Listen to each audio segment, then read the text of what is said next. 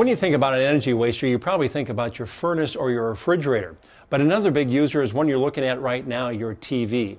A TV, along with all of its additional components like a DVR, the speakers, DVD players, can add up to $200 in energy costs every year, according to the Environmental Protection Agency.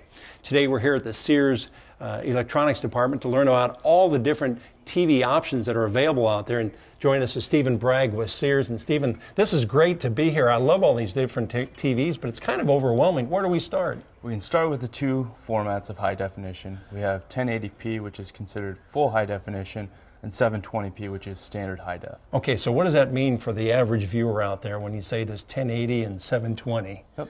So its overall resolution, your 1080 has 1080 lines of horizontal resolution versus 720 on the 720p set. So we're watching Tiger Woods on the 18th green. It can be the difference between it looking like green turf and seeing individual blades of grass that might be in Tiger's way. Stephen, I like that. So we're HD, we're talking about the sharpness of the picture. Yes, overall detail. Okay, and that's HD high definition. Let's talk about plasma. Yeah, right over this way. Stephen, these four TVs are plasmas. Tell me about what makes a plasma TV. Okay, so your plasmas are an emissive technology, basically meaning they heat up a gas to illuminate each individual pixel, which are what make up the picture. And what's the real selling point then? If I choose a plasma, why do I like a plasma? People that choose plasmas typically have dark rooms that they're going to stick it in, and they like to watch fast action things. So sports, NASCAR, football. So you got a player running down the sideline, whereas on your LCDs and LEDs, you're going to have a little bit of pixelation behind them. You don't have that issue, so you retain the detail in the image. So these would be great for action movies if I like an action movie? Yes. You're going to be able to see every pixel of explosion in every movie you like. Okay, I like that. Now, LCDs, we'll take a look at those. Stephen, tell us about the LCD TVs. So your LCD TVs are different than your plasmas in that they don't heat up a gas in order to get you a picture. They have a fluorescent light like any light in your house for the most part, and it just shines through colored pixels to give you an image. Now, where do these work best? They work best in lighted environments, to where your old TV, you would have got a nice glare on your screen, or even with plasmas you would. They don't, and they shine through any sort of glare issues that you may have. So you said plasma dark, but this will work if a room has a lot of light. This works well. Works really well, and you get the energy efficiency savings. They're almost twice as energy efficient as your plasma sets, and it's even more than your older TV sets. You're going to save quite a bit over time. Good, we like that, keeping the energy cost down. So this is LCD. Let's look at LED. LEDs. Stephen, these are LEDs. Yes, so your LEDs are very similar to your LCDs. The main thing that differentiates them is your LCDs had a fluorescent light, your LEDs have a light emitting diode, of course.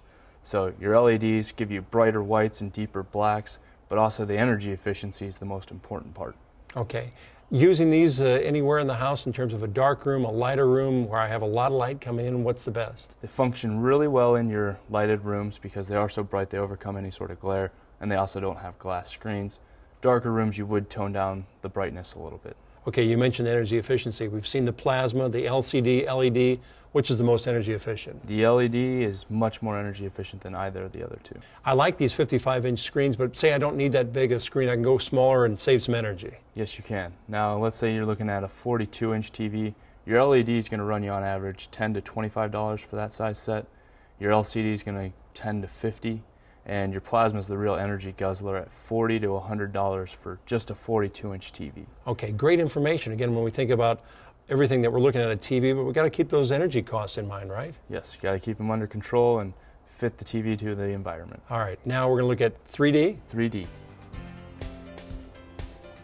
right, Stephen, this is the newest trend in TVs, 3D. 3D, so it gives you that movie theater experience where everything pops out at you, but in the comfort of your own living room. All you have to do is buy these nifty little glasses here. Okay, so you do need the glasses to watch 3D, right? Yes, and a 3D capable set, of course. Okay, but I don't always have to be in 3D with this TV? No, you're going to get a remote, and on your remote it's going to have an easy 3D button. You click in and out of 3D using that button. I had to take a look, Stephen, to see this, and that 3D is very cool. That is neat to see.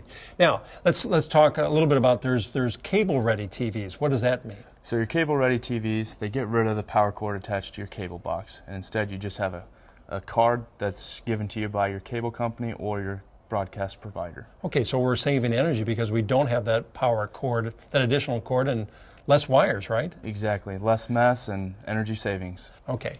Also, I see on here the refresh rate. Tell us a little bit about that. Maybe our viewers may not be familiar with that term. So your refresh rate on your LCDs and LEDs, you have 60, 120, and 240, and that's just how quickly the image refreshes. So on fast-moving things on a 60 hertz, you're going to get a lot of motion blur.